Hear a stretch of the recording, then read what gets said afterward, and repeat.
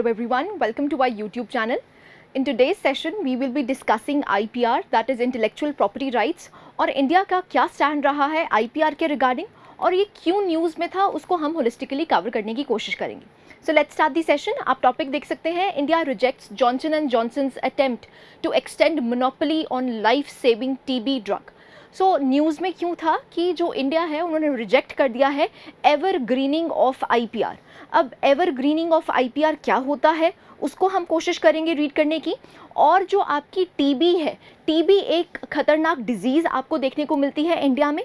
और यहाँ पर अगर हम बात करते हैं कि जो लाइफ सेविंग ड्रग है बेडाक्विलीन, उसके लिए इंडिया ने रिजेक्ट कर दिया है एवर ग्रीनिंग ऑफ IPR.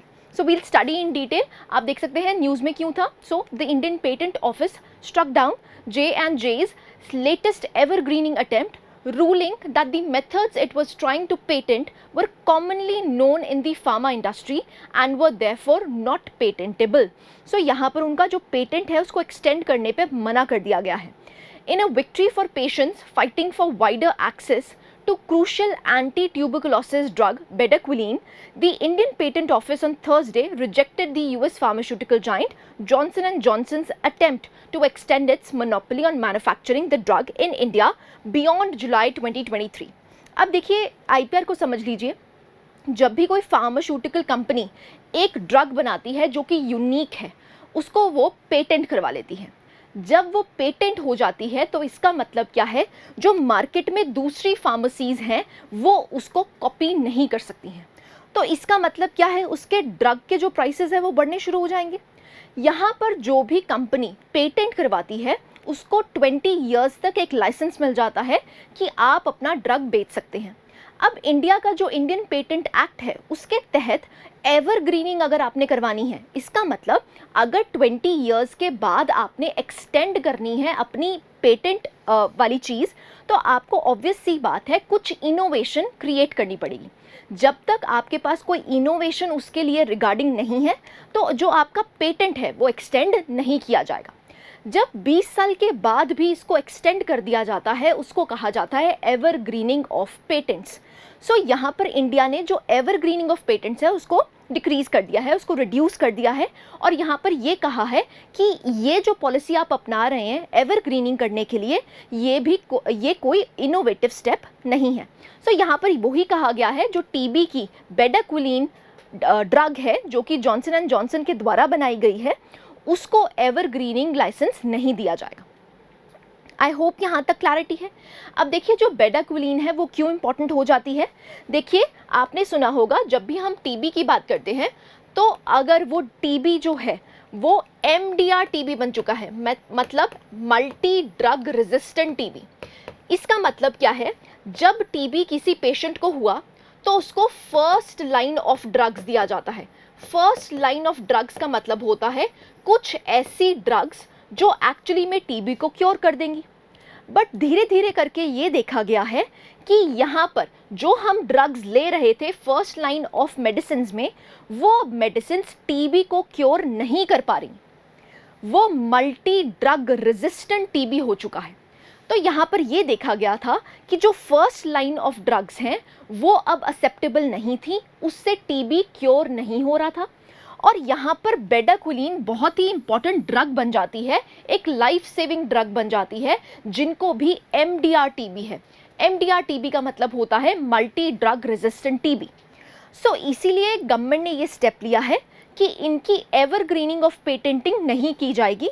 क्यों? क्योंकि एक लाइफ सेविंग ड्रग है. अब अगर यहाँ पर पेटेंट इनको मिल जाता तो ऑब्वियस सी बात है जो TB बेडाक्विलीन ड्रग है वो काफ़ी महंगी रहती. अब TB एक ऐसी डिजीज़ है जिसका काफ़ी सारा बर्डन आपको इंडिया में देखने को मिलता है. तो अगर हमें इसको रिड्यूस करना है, ड्रग्स की प्राइसेस को रिड्यूस करना है, तो ऑब्वियस सी बात है ये जो पेटेंट इनको मिला हुआ है वो कम करना पड़ेगा, जिससे कि ये जो ड्रग है अब जेनरिक बन जाए. जेनरिक मेडिसिन का मतलब क्या होता है कि वो सॉल्ट्स जो एक्चुअली में बेडाक्विलीन में यूज़ हो रहे थे अब दूसरी फार्मास्यूटिकल कंपनीज भी इसको मैन्युफैक्चर कर सकती हैं. जब पेटेंट लाइसेंस खत्म हो जाता है उसके बाद दूसरी फार्मास्यूटिकल कंपनीज भी इस एरिया में एंटर कर सकती हैं और इस सॉल्ट को यूटिलाइज करके काफ़ी सस्ते दामों पे ये मेडिसिन बना सकती हैं। आई होप यहाँ तक क्लैरिटी है, right. So this was in news. अगर हम बेडाक्विलीन की बात करते हैं, it is a crucial drug in the treatment of multi drug resistant TB patients for whom the first line drug treatment using isoniazid, rifampicin, pyrazinamide and ethambutol, ये जो भी diseases हैं, ये जो भी मेडिसिन हैं, ये medicine first line of drugs दी जाती हैं। इसका मतलब क्या है, जब भी किसी पेशेंट को टीबी होता है तो टीबी को क्योर करने के लिए सबसे पहले ये वाली दवाइयाँ दी जाती हैं। अगर ये दवाइयाँ टीबी क्योर करने में कामयाब नहीं होती हैं तो हम इंट्रोड्यूस करते हैं second line of drugs. Second line of drugs, अब इस सेकेंड लाइन ऑफ ड्रग्स में क्या एग्जिस्ट करता है, bedaquiline.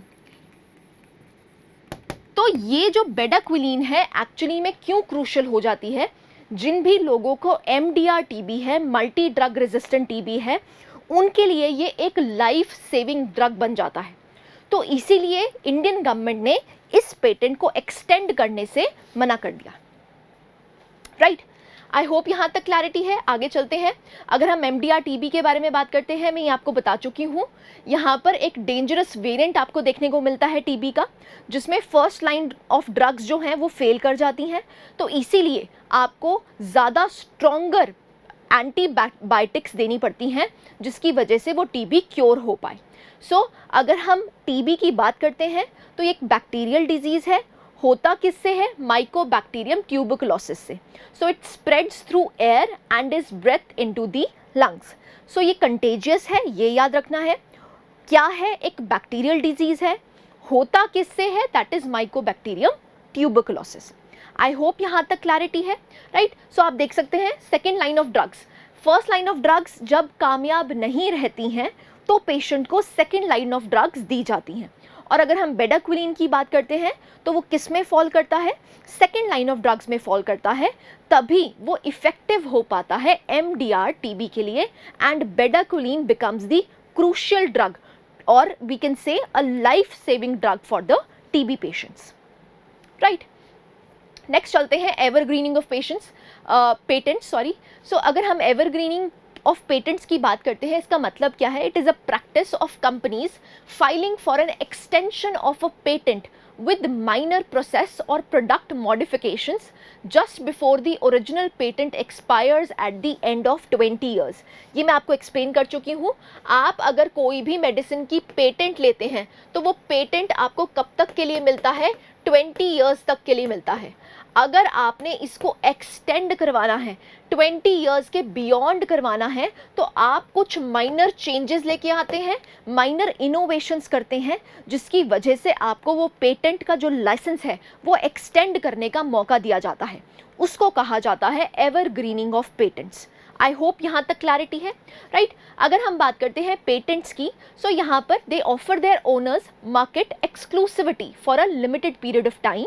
For medicines, this exclusivity should last as long as the primary patent, which relates to the active pharmaceutical ingredient of the medicine, is in effect, typically 20 years। अगर हम medicines की बात करते हैं तो यहाँ पर मेडिसिन्स में 20 सालों का टाइम दिया जाता है, जहाँ पर आपका एक्सक्लूसिव मार्केट एक्सेस मिल जाता है आपको, और कोई भी फार्मास्यूटिकल कंपनी आपके सॉल्ट को यूटिलाइज नहीं कर सकती हैं। तो यहाँ पर आपको प्राइस सेट करने के लिए एक एडवांटेजस पोजीशन मिल जाती है। तभी ये जो ड्रग्स हैं, जो पेटेंटेड ड्रग्स हैं, वो आपको काफ़ी महंगी मिलती हैं। अगर हम जेनेरिक ड्रग्स की बात करते हैं तो जेनेरिक ड्रग्स महंगी क्यों नहीं होती हैं, सॉल्ट तो सिमिलर है बट उन्होंने इसको इनोवेट नहीं किया है, उनके पास पेटेंट नहीं है इसका। तो जो जेनेरिक ड्रग्स हैं उसके प्राइसेस जो होते हैं वो काफ़ी कम हो जाते हैं। आई होप यहाँ तक क्लैरिटी है। अब यहाँ पर एक टर्मिनोलॉजी यूज़ की गई है, that is active pharmaceutical ingredient. देखिए एक्टिव फार्मास्यूटिकल इंग्रेडिएंट का मतलब क्या होता है, इसको समझ लीजिए। फॉर एग्जांपल आप कैप्सूल खा रहे हैं, अब इस कैप्सूल में कुछ अमाउंट ऐसा होगा जो एक्टिव फार्मास्यूटिकल इंग्रेडिएंट होगा। इसका मतलब क्या है, फॉर एग्जाम्पल आपने यहाँ पर बुखार की दवाई ली, राइट। सो यहाँ पर जो एक्टिव फार्मास्यूटिकल इंग्रेडिएंट होगा वो क्या होगा, एंटीपायरेटिक, कोई ऐसा सॉल्ट जो आपके फीवर को कम कर दे, राइट।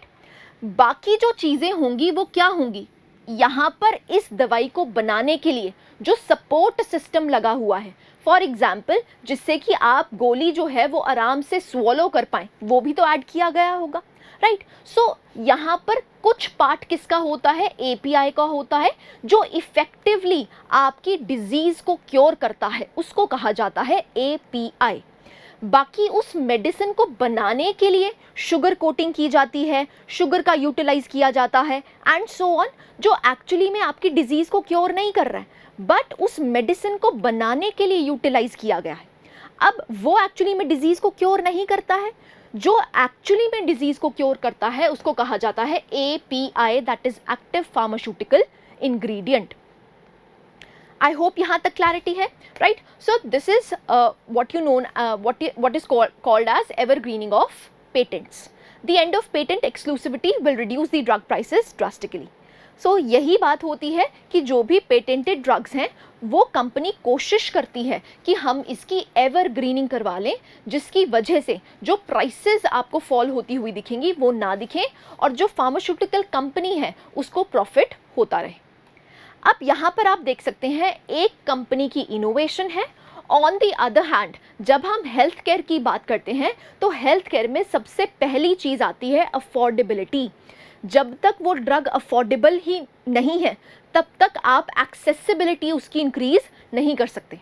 तो यहाँ पर गवर्नमेंट को यही देखना पड़ेगा कि अगर हम इंडिया की बात करते हैं, इंडिया पे काफ़ी सारा बर्डन आपको टीबी का देखने को मिलता है, प्लस धीरे धीरे करके आपको एमडीआर टीबी के पेशेंट्स भी ज़्यादा देखने को मिल रहे हैं। अब अगर एक लाइफ सेविंग ड्रग बहुत महंगा हो जाएगा, अफोर्डेबिलिटी नहीं रहेगी, तो उसकी एक्सेसिबिलिटी कैसे होगी।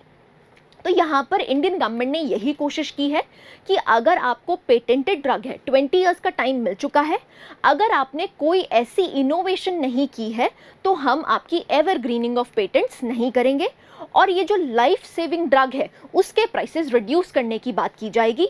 क्यों? क्योंकि और फार्मास्यूटिकल कंपनीज अब वो सॉल्ट यूटिलाइज कर सकती है और जो एक्चुअली में पेटेंटेड ड्रग था अब वो क्या बन जाएगा, generic drug, right. So this is evergreening of patents. अब अगर Indian patent act and evergreening की बात करते हैं, सो यहाँ पर यही बोला गया है, the basic principle of patent law in a country is that a patent is granted only for an invention which must be new and useful. अगर आप माइनर चेंजेस करते हैं तो आपने कोई इनोवेशन तो नहीं की है, तो एवरग्रीनिंग क्यों प्रोवाइड की जाए। सो इंडिया का हमेशा से स्टैंड रहा है कि अगर हम पेटेंट की बात करते हैं, it is only granted for an invention which must be new and useful, तभी आपको पेटेंट प्रोवाइड किया जाएगा। Section 3 clause D of the India's patent law 1970 forbids patenting of incremental innovations, जिनको हम एवरग्रीनिंग ऑफ पेटेंट्स कहते हैं। तो यहाँ पर जो हमारा सेक्शन 3 क्लॉज डी है वो प्रोहिबिट करता है, रादर वहाँ पर कंडीशंस दे रखी हैं कि कब कौन सी ऐसी सिचुएशंस में हम एवरग्रीनिंग कर पाएंगे। रादर यहाँ पर इंडियन गवर्नमेंट का आपको स्टैंड जनरली यही देखने को मिलता है कि हम एवरग्रीनिंग ऑफ पेटेंट्स में बिलीव नहीं करते हैं, right. So this is Indian patent act and evergreening. अब अगर हम इंटेलेक्चुअल प्रॉपर्टी राइट्स की बात करते हैं, देखो आईपीआर्स क्या हैं, they are the rights that are given to persons over their creations in their mind, चाहे फिर वो इन्वेंशंस हो, लिटरेरी या आर्टिस्टिक वर्क हो एंड सो ऑन। अगर हम आर्टिकल 27 की बात करते हैं of the Universal Declaration of Human Rights, so यहाँ पर आर्टिकल 27 में भी ये कहा गया है कि यहाँ पर प्रोटेक्शन प्रोवाइड करनी है for protection of moral and material interests resulting from the authorship of scientific, literary और artistic productions. So यहाँ पर आपके artistic productions को प्रोटेक्ट करने की बात की गई है, इसी को हम कहते हैं इंटेलेक्चुअल प्रॉपर्टी राइट्स। इंटेलेक्चुअल का मतलब क्या है, जो आपके माइंड ने क्रिएट किया, राइट। सो उसमें इन्वेंशंस भी आ जाएंगी, लिटरेरी आर्टिस्टिक वर्क्स भी आ जाएंगे एंड सो ऑन। अगर हम इम्पोर्टेंस की बात करते हैं तो बहुत सारी कन्वेंशंस यहाँ पर की गई हैं। सो सबसे पहली जो कन्वेंशन जिसने आईपीआर को रिकॉग्नाइज किया था तो वो थी Paris convention for protection of industrial property 1883 में। और उसके बाद आपको बर्न कन्वेंशन देखने को मिली थी, जो कि protection of literary and artistic works के बारे में है। जो दोनों ही ट्रीटीज हैं दे आर एडमिनिस्टर्ड बाय वीपो। बहुत इंपॉर्टेंट हो जाता है, again you have to remember, दो पहली ऐसी कन्वेंशंस जो एक्चुअली में इंटेलेक्चुअल प्रॉपर्टी से रिलेट करती हैं, तो पहली है पेरिस कन्वेंशन जिसमें इंडस्ट्रियल प्रॉपर्टी की प्रोटेक्शन करी गई थी, और दूसरी है दैट इज़ बर्न कन्वेंशन जिसमें लिटरेरी एंड आर्टिस्टिक वर्क्स को प्रोटेक्शन दी गई थी।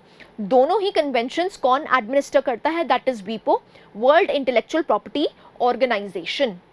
अगर हम इंटेलेक्चुअल प्रॉपर्टी राइट्स की बात करते हैं तो दो मेन एरियाज में इसको हम डिवाइड कर सकते हैं। सबसे पहला है copyright and rights related to copyright, B है सेकंड पार्ट है दैट इज इंडस्ट्रियल प्रॉपर्टी।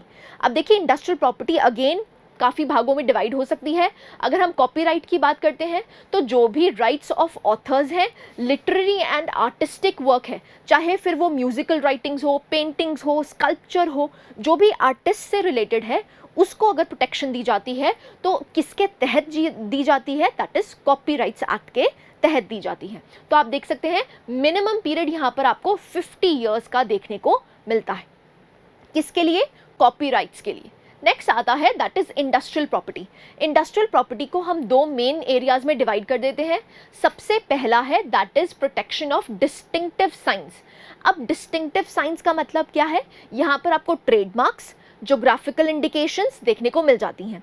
अगर हम ट्रेडमार्क्स की बात करते हैं तो वो क्या हैं? अगर आप डिस्टिंग्विश करना चाहते हैं कि ये गुड्स मेरे हैं, ये सर्विसेज मेरी हैं, तो वहाँ पर आप ट्रेडमार्क यूटिलाइज करते हैं, जो कि एक्चुअली में कोई भी कंपनी जो गुड्स एंड सर्विसेज डिस्टिंग्विश करना चाहती हैं तो वो ट्रेडमार्क ले लेती हैं। नेक्स्ट ज्योग्राफिकल इंडिकेशंस आती हैं। ज्योग्राफिकल इंडिकेशंस वो हैं, इसका मतलब क्या है? You identify a good as originating in a place where a given characteristic of good is essentially attributable to its geographical origin. For example, अगर हम फुलकारी की बात करते हैं तो फुलकारी का ओरिजिन आपको कहाँ पर देखने को मिलता है? That is in Punjab. तो GI का मतलब क्या है? ज्योग्राफिकल इंडिकेशन, कि वो जो गुड है वो कहाँ से ओरिजिनेट हुआ है, right? So the protection of such distinctive science aims to stimulate and ensure fair competition and to protect the consumers. See, so consumers को ये पता हो कि ये चीज़ ऑथेंटिक है, तो इसीलिए ट्रेडमार्क्स और ज्योग्राफिकल इंडिकेशंस की बात की गई है।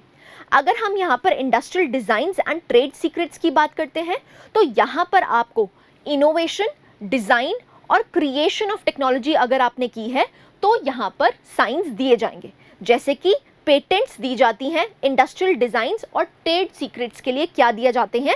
पेटेंट्स दिए जाते हैं, राइट? सो यहाँ पर आप दो भागों में इसको डिवाइड कर सकते हैं। पहला है प्रोटेक्शन ऑफ डिस्टिंक्टिव साइंस, जिसमें आपको ट्रेडमार्क्स और ज्योग्राफिकल इंडिकेशंस देखने को मिलती हैं। अगर हम यहाँ पर इंडस्ट्रियल डिजाइंस की बात करते हैं तो आपको पेटेंट्स देखने को मिलते हैं, right?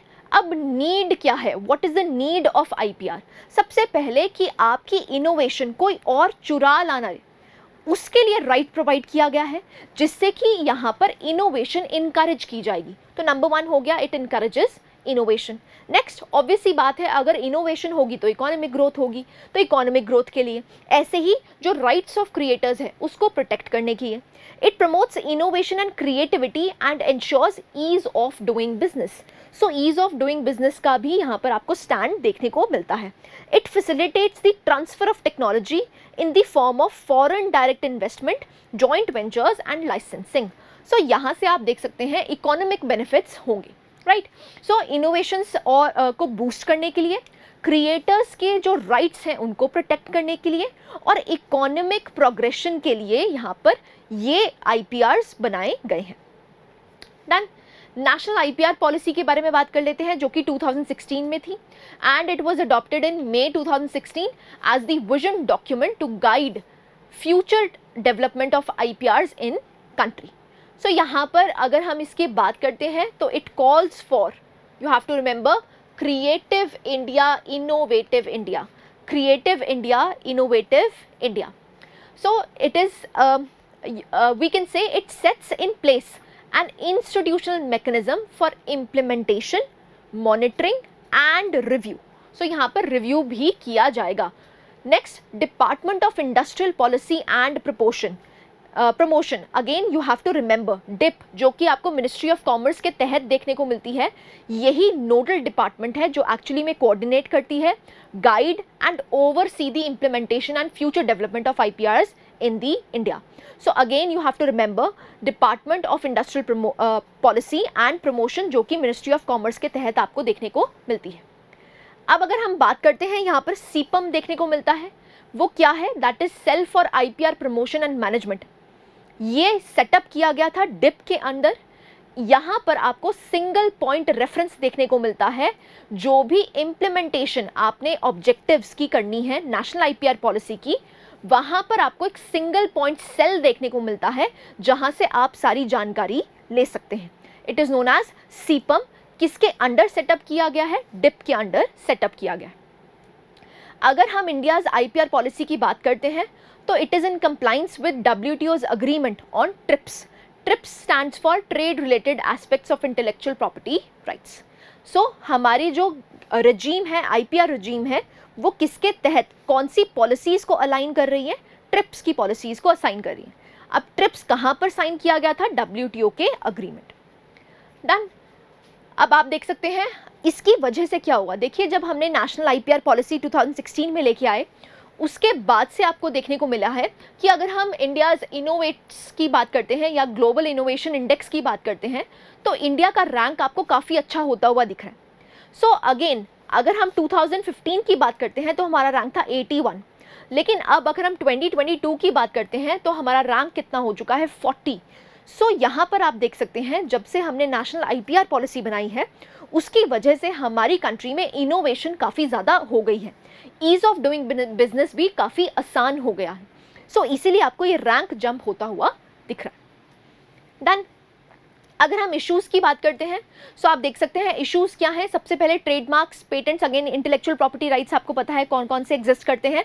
Copyrights, industrial design, layout design, trade secrets, trademarks और पेटेंट्स. अगर हम इश्यूज़ की बात करते हैं तो सबसे पहला इशू क्या है? That is section 3 clause D of the Indian patent act 1970. ये मैं आपको पहले भी एक्सप्लेन कर चुकी हूँ. सो अगर हम इंडियन पेटेंट एक्ट 1970 की बात करते हैं तो उसमें जो सेक्शन 3 है, it is dealing with evergreening of patents. So यहाँ पर प्रॉब्लम यही है कि इंडिया बहुत जल्दी एवरग्रीनिंग ऑफ पेटेंट्स नहीं करता है. तो यहाँ पर अगेन आपको restrictive ease of doing business देखने को मिलता है. जो भी मेजर कंपनीज हैं वो अपने पेटेंट को लूज नहीं करना चाहती हैं. तो यहाँ पर यही बोला गया है कि जो सेक्शन 3 क्लॉज D है, it is in issue. So आप देख सकते हैं it does not allow patent to be granted to innovations involving new forms of a known substance. So यहाँ पर आपको एवरग्रीनिंग तभी मिलेगी जब आप कुछ न्यू इनोवेट करोगे जो मार्केट में अवेलेबल नहीं है. अगर आपने सिर्फ माइनर चेंजेस ही किए हैं तो आपको एवरग्रीनिंग ऑफ पेटेंट्स नहीं मिलेगा. Right. So this means that the Indian patent act does not allow evergreening of patents, जिसकी वजह से आपको जॉनसन एंड जॉनसन कंपनी देखने को मिल रही है कि जो बेडाक्विलीन है उसको अब एवरग्रीनिंग ऑफ पेटेंट्स के तहत पेटेंट नहीं प्रोवाइड किया जाएगा. डन. ऐसे ही अगर हम बात करते हैं इशू ऑफ कंपल्सरी लाइसेंसिंग. देखिए, कंपल्सरी लाइसेंसिंग का मतलब क्या होता है इसको समझ लेते हैं. अगर हम कंपल्सरी लाइसेंसेस की बात करते हैं, it is a problematic for foreign investors who bring technology as they are concerned about the misuse of compulsory licensing to replicate their products. It has been impacting India and EU free trade agreements too. अब ये होता क्या है इसको समझ लेते हैं. अगर हम कंपल्सरी लाइसेंसिंग की बात करते हैं, इसका मतलब होता है it is a grant of permission by the government to the entities to use, manufacture, import और सेल अ पेटेंटेड इन्वेंशन. अब समझ लीजिए इसको.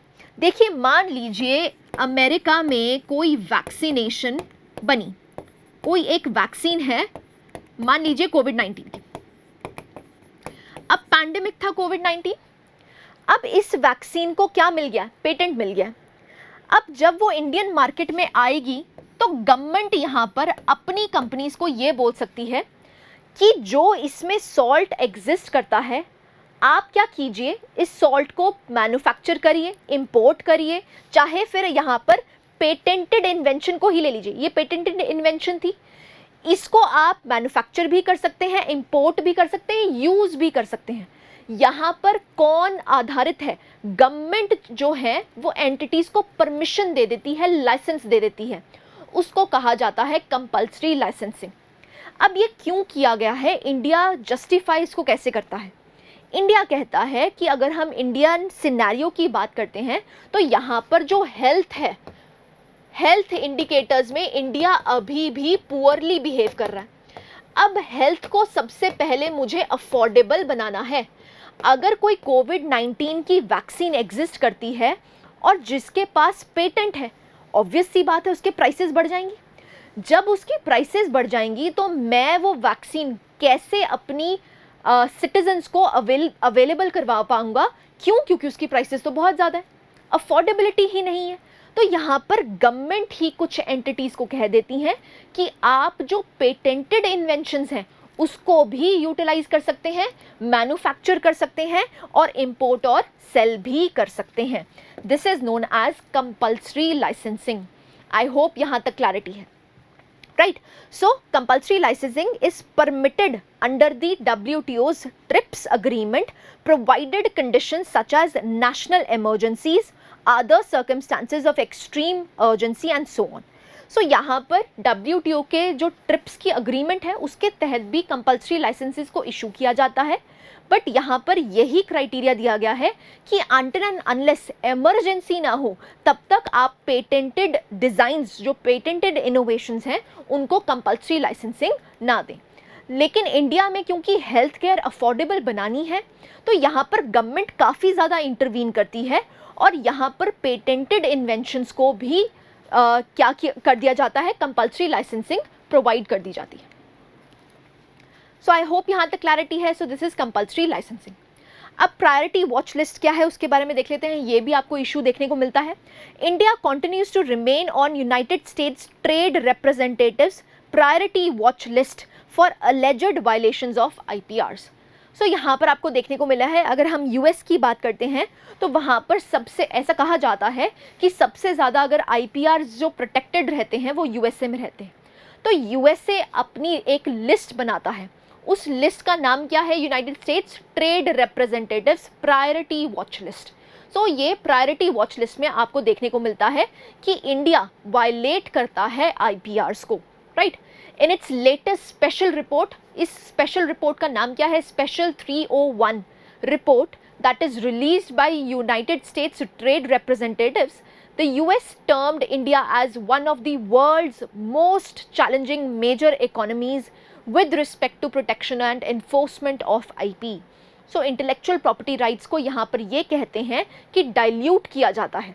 अगर हम इंडियन पेटेंट्स एक्ट की बात करते हैं तो सेक्शन 3 क्लॉज D आपको देखने को मिलता है, और अगर हम कंपल्सरी लाइसेंसिंग की बात करते हैं तो वो भी यहाँ पर कहा जाता है कि इंडिया में जो इंटेलेक्चुअल प्रॉपर्टी राइट्स हैं वो काफ़ी ज़्यादा स्ट्रेंथन्ड नहीं है due to compulsory licensing, and जो आप एवरग्रीनिंग ऑफ पेटेंट्स नहीं देते हैं उसकी वजह से जो इंटेलेक्चुअल प्रॉपर्टी राइट्स हैं वो यहाँ पर कंफर्म्ड नहीं है, राइट?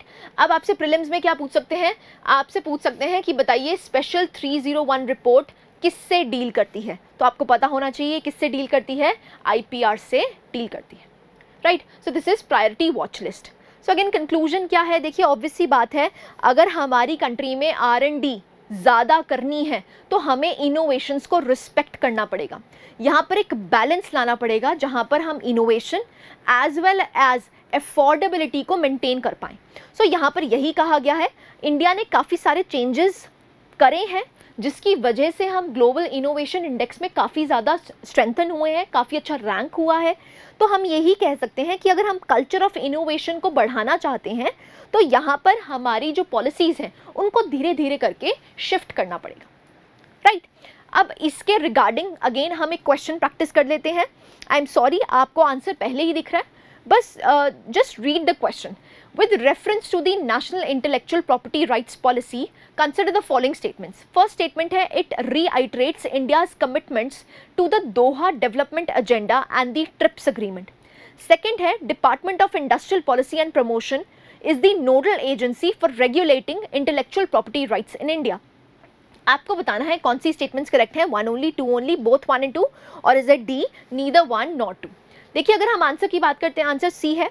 अगर पहली स्टेटमेंट आप देखते हैं, यहाँ पर जो नेशनल आईपीआर पॉलिसी है वो किससे अलाइन की गई थी? डब्ल्यूटीओ की ट्रिप्स से।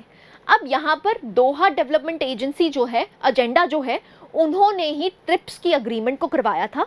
तो इसीलिए हम कहते हैं कि India has reiterated India's commitment to Doha development agenda and the TRIPS agreement. Next, अगर हम सेकेंड स्टेटमेंट की बात करते हैं, ये हम पढ़ चुके हैं। अगर हम नोडल एजेंसी की बात करते हैं तो कौन सी एग्जिस्ट करती है? That is DIPP. ये Ministry of Commerce and Industry के तहत आती है। डिप की फुल फॉर्म क्या है? That is department of industrial policy and promotion. So answer बन जाता है आपका सी, राइट। सो आप देख सकते हैं, अगर हम नेशनल आईपीआर पॉलिसी के बारे में बात करते हैं, ये मैं आपको बता चुकी हूँ 2016 में लॉन्च करी गई थी। डिप जो है वो एक नोडल एजेंसी बन जाती है जो एक्चुअली में रेगुलेट करती है आईपीआर्स को। और अगर हम बात करते हैं, ये जो पॉलिसी है ये किस कमिटमेंट को शो करती है? Doha development Agenda as well as the TRIPS agreement, right. So आप देख सकते हैं, अगर नेशनल आईपीआर पॉलिसी के बारे में बात करते हैं, it encompasses and brings to a single platform, right. अगर हम ट्रिप्स अग्रीमेंट के बारे में बात करते हैं तो आप देख सकते हैं, ये जो अग्रीमेंट है it is related to trade related aspects of IPRs. It is an international legal agreement between all the member nations of the WTO. So यहाँ पर आपको WTO के members देखने को मिलेंगे। Done? So ये कब इफेक्ट में आई थी वो हम देख लेते हैं, that is 1995। So trips agreement याद रखना है 1995। यहाँ पर मेंबर स्टेट्स कौन से हैं? जो भी WTO के मेंबर स्टेट्स हैं वो ट्रिप्स का पार्ट बनते हैं। यहाँ पर हमने पॉलिसी अलाइन करी है ट्रिप्स अग्रीमेंट के तहत, that is the national IPR policy of 2016, right. So this was it, जहाँ पर हमने आईपीआर रेजीम और इंडिया का स्टैंड देखा है holistically. I hope you like this session. Thank you very much.